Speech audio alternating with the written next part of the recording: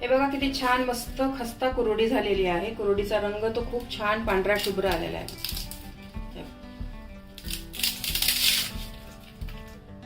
मस्त खुसखुशीत कुरवड्या झालेल्या आहेत, अजिबातच तेलकट झालेली नाही। नमस्कार, मी कविता, कविताच टेस्टी फूडमध्ये सर्व खवय्यांचे पुन्हा एकदा स्वागत करते। आज आपण उन्हाळी वाळवणीच्या रेसिपीमध्ये साबुदाणा कुरडई कशी करायची ते पाहतोय। या कुरडईला फारसे मेहनत लागत नाही आणि चीकही शिजवावा लागत नाही, त्यामुळे ही कुरडई करायला खूप सोपी आहे। नवीन शिकणारे पण सहज करू शकतील इतकी सोपी रेसिपी आहे।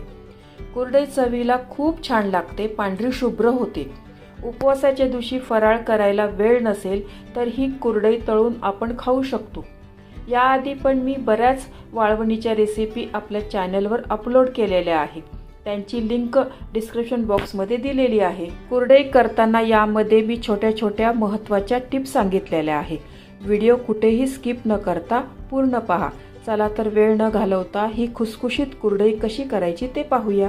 तुम्ही या चॅनलला अजून सबस्क्राईब केले नसेल तर जरूर सबस्क्राईब करा, ते निशुल्क आहे। त्यासाठी मी 2 वाटी साबुदाणा घेतलेला आहे। हा साबुदाणा ना वजनाने ना अर्धा किलो साबुदाणा आहे। हा साबुदाणा एका पातेल्यामध्ये काढून घेते। साबुदाणा आपल्याला 2 पाण्याने स्वच्छ धुवून घ्यायचा आहे। हा साबुदाणा आहे ना व्यवस्थित असा पाण्यामध्ये चोळून घ्या आणि 2 वेळा ना ही प्रोसिजर करा तुम्ही। या साबुदाण्यामधलं सर्व पाणी काढून घेते। साबुदाणा हा 2 पाण्याने स्वच्छ धुवून घेतलेला आहे मी। याच्यामध्ये ना एक 2 ते 3 ग्लास पाणी टाकणार आहे याच्यात। हा साबुदाणा आहे ना 20 मिनिटं या पाण्यामध्ये भिजू द्यायचा आहे। 20 मिनिट झालेले आहे बघा साबुदाणा पाण्यामध्ये भिजवून। हा साबुदाणा आहे ना एका चाळणीमध्ये आपण काढून घेऊया।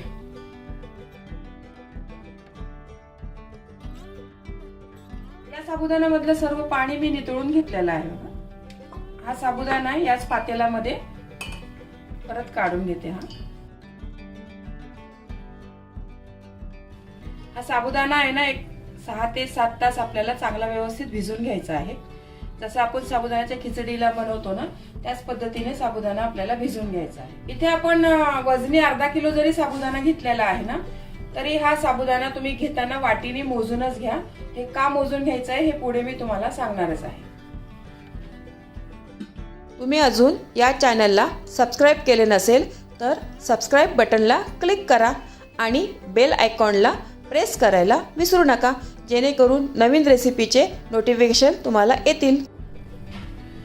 7 तास झाले आहे बघा, आपला साबुदाणा ना एकदम छान मस्त भिजलेला आहे बघा, एकदम मोकळा झालेला आहे, अजिबात चिकट झालेला नाही आहे साबुदाणा।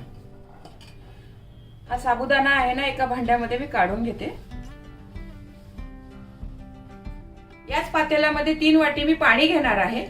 ज्या वाटीने आपण साबुदाणा मोजून घेतला आहे ना त्याच वाटीने मी 3 वाटी पाणी घेणार आहे। यासाठी मी सांगितलं होतं तुम्हाला की जरी वजनी हा साबुदाणा अर्धा किलो असला ना तरी हा वाटीने किंवा एखाद्या पातेल्याने मोजून घ्यायचा आहे आपल्याला, कारण कुरवडी करताना ना पाण्याचं प्रमाण आहे ना ते खूप महत्वाचं आहे, नाहीतर मग पाणी जर कमी जास्त झालं ना तर कुरवडी आपली व्यवस्थित चांगली होणार नाही।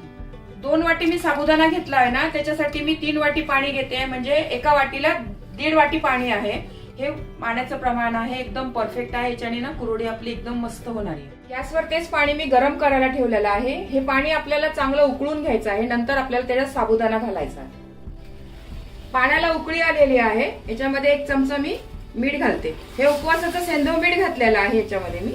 हा साबुदाणा आहे ना या पाण्यामध्ये घालून घेते।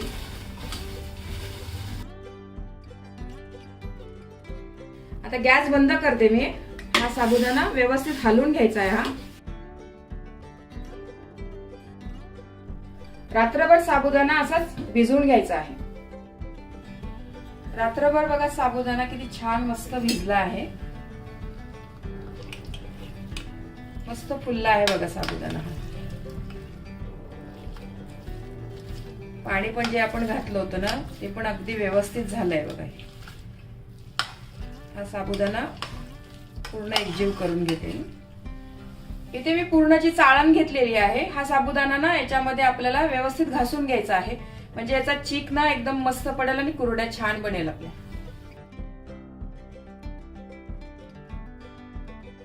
असा थोडा थोडा साबुदाणा ना एक तसं फुलपात्र घ्या तुम्ही आणि त्याच्याने असं घासून घ्या. हाताने घासला तरीही चालेल.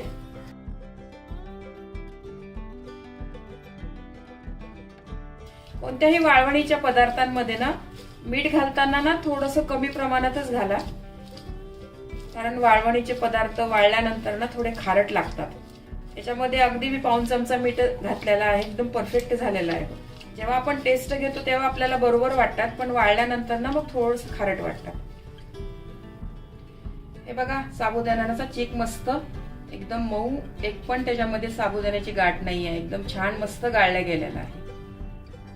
याच पद्धतीने सर्व साबुदाणा मी घासून घेते. हा बघा पूर्ण साबुदाण्याचा चीक व्यवस्थित घासून घेतलेला आहे. या पूर्णाच्या चाळणीमध्ये एकदम बारीक मस्त चीक झालेला आहे बघा. आता आपण ना याच्या कुरड्या करूया.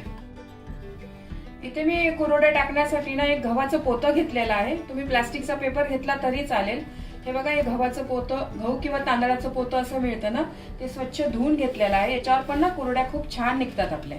कुरड्या करण्यासाठी तुम्ही अशा प्लेट्स घेऊ शकतात. जाड, बारीक आणि मीडियम आहे बघा. तुम्हाला आवडेल ना त्याच्याने तुम्ही करू शकता. पण ही मीडियमनी ना कुरड्या खूप छान बनतात, याच्याने ना खूपच जाड बनतात आणि हे एकदमच खूपच बारीक आहे. तर मी या चकतीने ना कुरड्या करते नेहमी. चकती आहे ना या साच्याला व्यवस्थित बसवून घ्या. यामध्ये हा चीक आहे ना व्यवस्थित दाबून दाबून भरा. हवा नाही राहिली पाहिजे साच्यामध्ये. हवा जर राहिली ना तर मग कुरड्या आपल्या मध्येच तुटतात, व्यवस्थित होत नाही.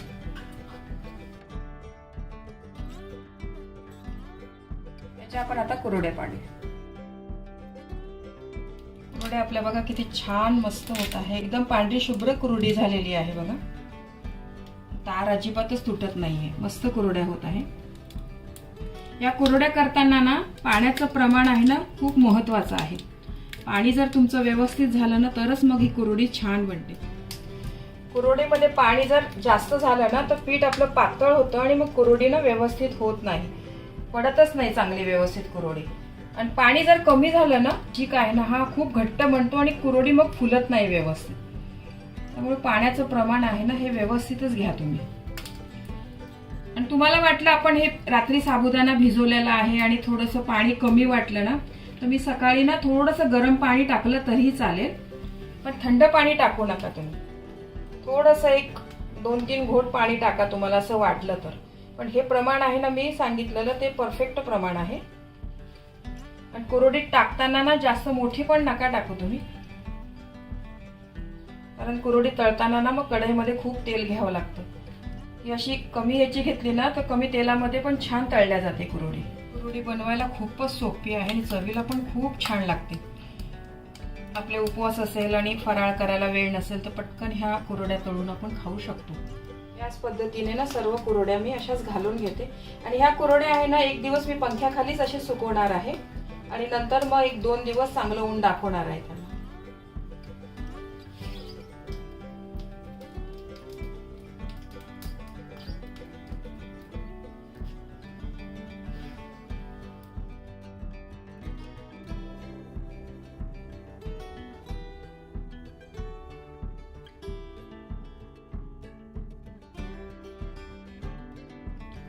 हे बघा किती छान मस्त कुरड्या झालेल्या आहे. पांढऱ्या शुभ्र कुरड्या झालेल्या आहे बघा.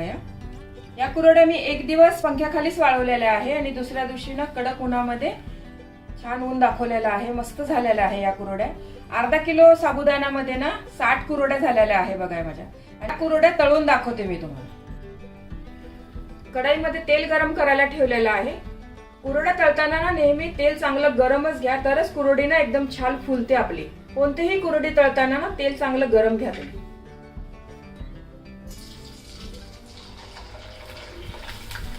एकूण एक कुरडी बघा किती छान मस्त फुलत आहे बघा. आणि फारच खुसखुशीत कुरडी झालेली आहे. उपवासाच्या वेळेला ना ह्या कुरड्या मस्त लागतात खायला. साबुदाण्याच्या खिचडी बरोबर, भगर आमटी बरोबर तर खूप छान लागतात खायला.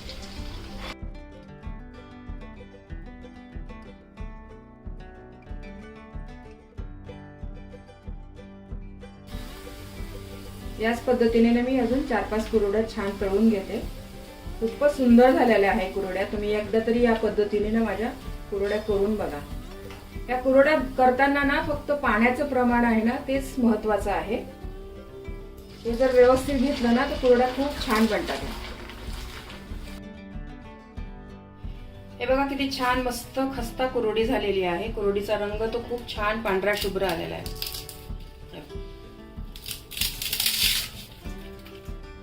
मस्त खुसखुशीत कुरड्या झालेल्या आहे. हे बघा मस्त कुरडई तिप्पट फुललेली आहे. कुरडई अजिबात तेलकट होत नाही, छान पांढरी शुभ्र होते. मला काही टिप्स सांगायच्या आहे. कुरडई करताना व्हिडिओमध्ये दाखवल्याप्रमाणे साबुदाणा भिजवून घ्या.